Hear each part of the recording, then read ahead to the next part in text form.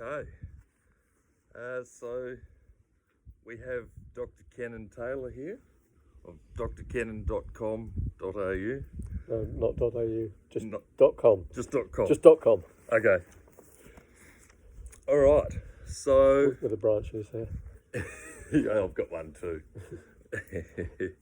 So we're just going to explore some territory, kind of around shaman, druidry, alchemy, rune law, and explore some different spaces and just give a bit of an introduction to these topics and more, and for the videos that'll follow, going into those more individually and specifically.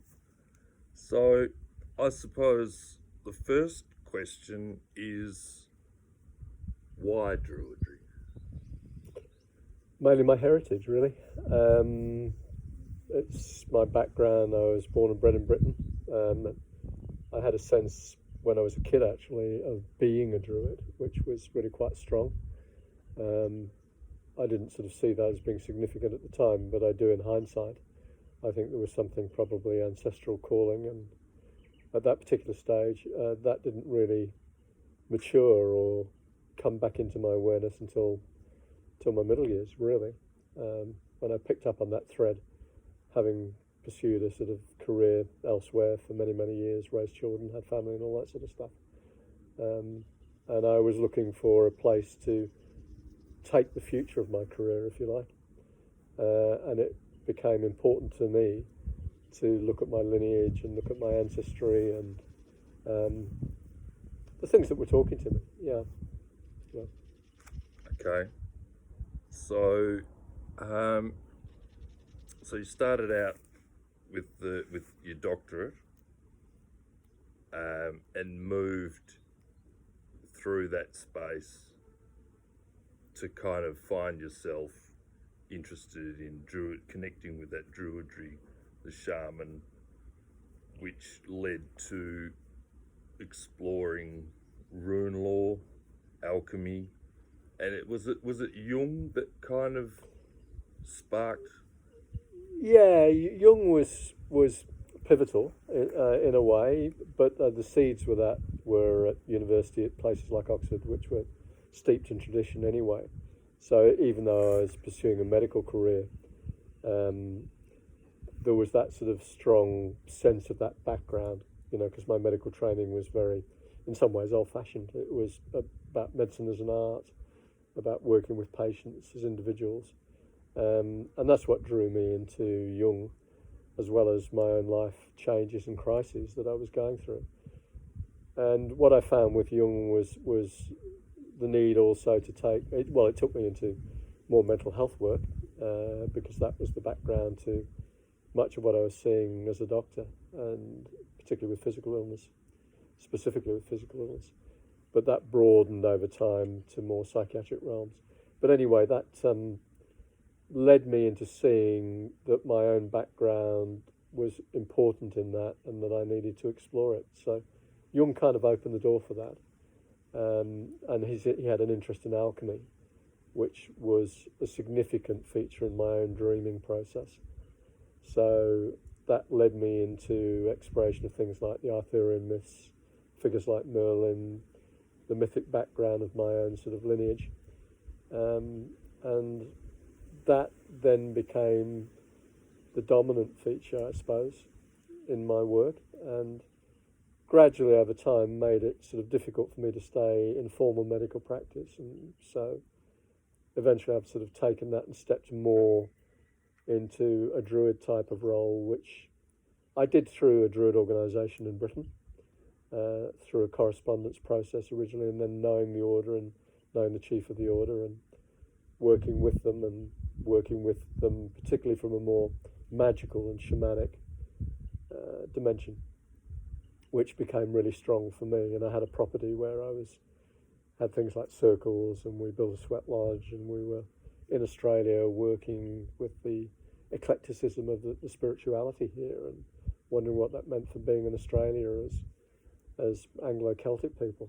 So, and that's increasingly come to the fore. And I suppose with maturity, I'm sort of more in a sort of an elder role in my life, and working more as a mentor and tutor, and my work's increasingly become what can be loosely identified as shamanic, I suppose. And there are features in that, like runes, for example, are a strong feature of that. But I still work very much with people's distress. So I still work a lot with illness, disease, physical and mental. I don't see a real separation between the two. That's very often what brings people into contact with me. And now, unfettered by institutions, registrations and the like, I've got a fairly free rein. Yeah. I'm just wondering about how you said my mythical image in history, and I was thinking the history of Druidry, and how much are you able to grasp any strands of the past? I think I'm leading into ritual territory here, maybe. Yeah, I think you probably are indirectly. I think there's Druidry's kind of got two faces in one way. It's got a face that's pretty much a recent product of the Renaissance and the modern era, where it's kind of a counterbalance to that from the more artistic and traditional side, with poets and the like and modern day magicians, where it's pretty much an invention of that period. That's the one that's kind of popularly known, and it's the face we put on people like Merlin, for example, like the wizard with the coat and the astrological symbols and the pointy hat and all the rest of it. So how much of his influence would have been based around the healing, and then sort of what other roles did he have? Healing's kind of, from that perspective, more embedded in a more broader spectrum, shamanic spectrum, where healing is one function. And this is more the traditional view that I see of the Druid. I don't see it as in that sort of modern way. I've tried to reconstruct within my own sort of background and my own creativity and imagery and psychic explorations what that would have been like. Merlin's very much a sort of a figure of healing in a generational and collective way. He uses a mythic background to sort of try and provide a vision of the present and the future. Is that healing? I suppose it is, although if you look at a lot of the myths, you kind of wonder. But he also used ritual process a lot, and ritual for me is an important way of being able to contact those sort of impersonal, non-personal, transcendent, metaphysical energy states, really. So you're not just relying on dreams, but you're using creative and ritual process to be able to get in contact with them and have them talk back to you, which is the territory. Have your dreams talk back to you? Yeah, or in ritual states, so that the imagery does, or the creativity, or the words, or anything you're working with, talk back to you, so that it's a twofold process. You take something into the process, which is structured and material and kind of organised in the same way, like you're talking to me now. Yep. You've got a loose format, yep. Which we're kind of following, but then you leave gaps for things to come in, and trust that sort of spiritual domain is kind of talking through the process and available because you've set the parameters for that communication.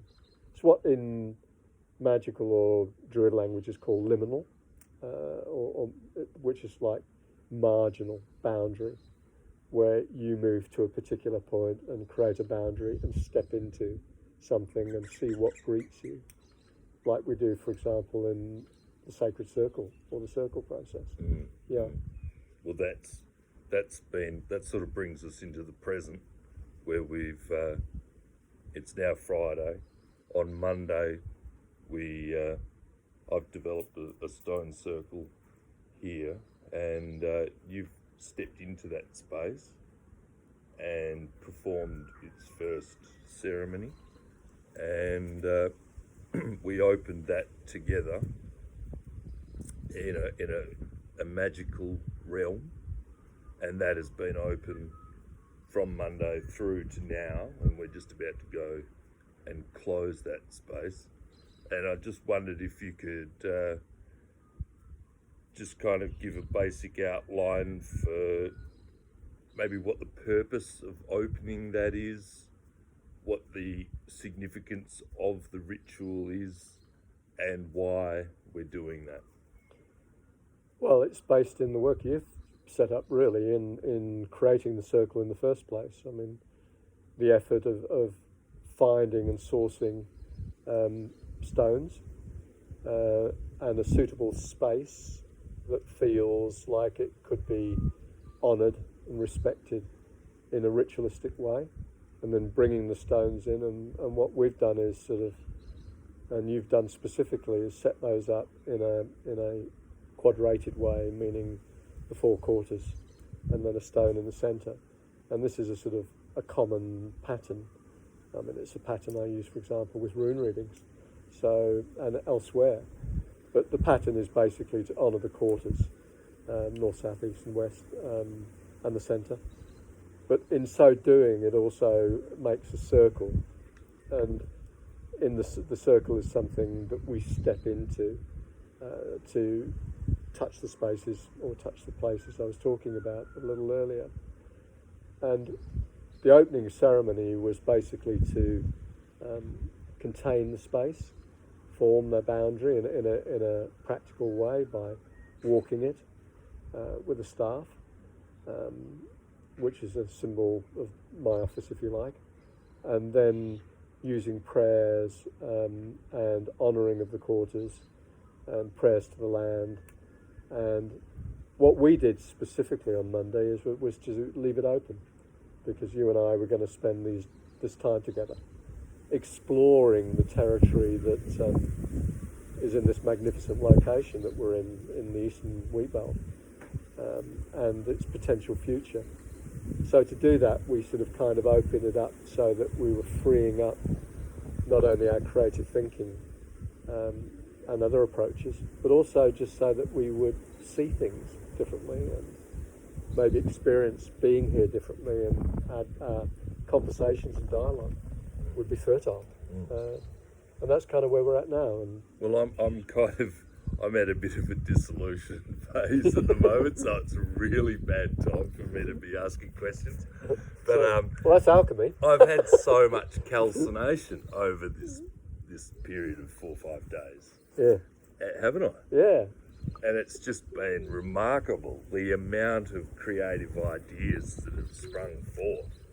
Yeah, no, we're actually leaving it open, aren't we? I'm leaving this afternoon and taking a lot of those ideas with me, and we'll be meeting other people and exploring other avenues of that. So why is it?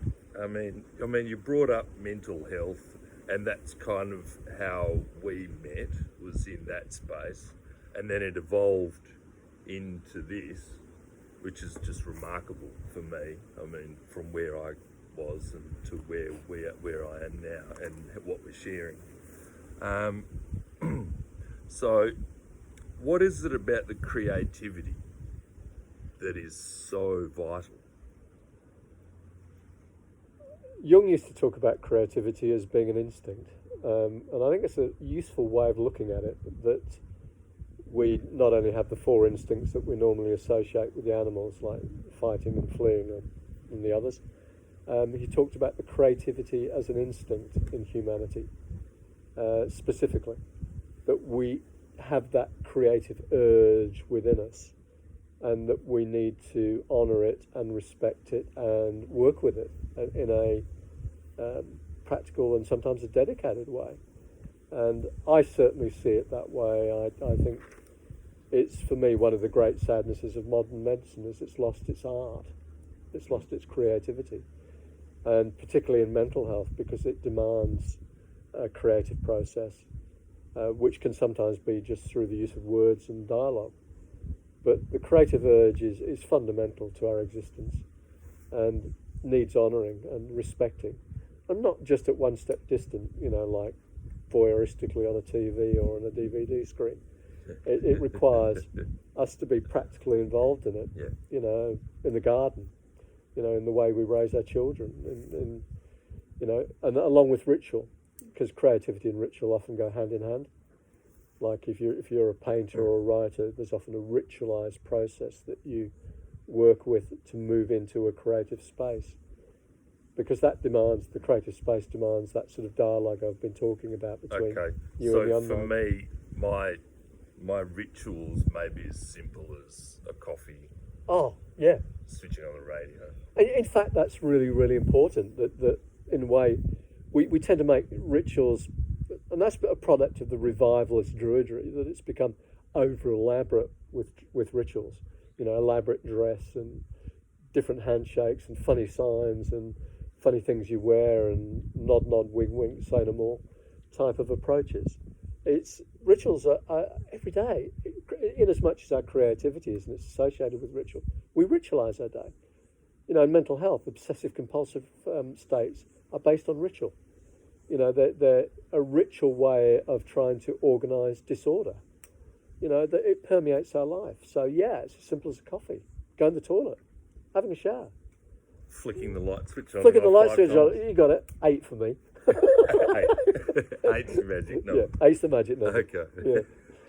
When I do it 7, it's just not quite. Yeah, that's right. I have a shit day. Yeah. I get that. Yeah. Okay.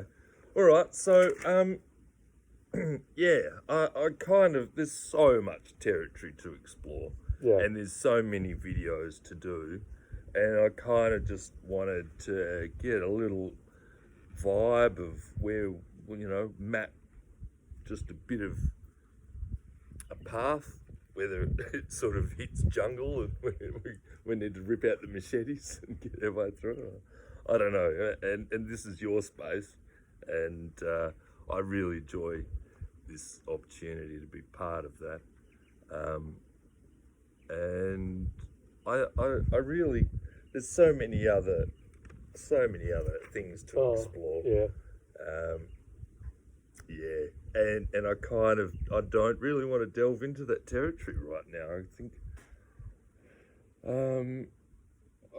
there's a little mysticism and mystery left. So I think the less said, the better at this stage. Maybe we can move on to this actual ritual. And it's just a teaser. It's the end of the process. So, I do have one more question involving an audience. Yep. What's that about? Oh, that's a big question. I struggle and have struggled a lot with audiences. Because in a way, I think we can over-attend to what the audience is about or what the audience is demanding.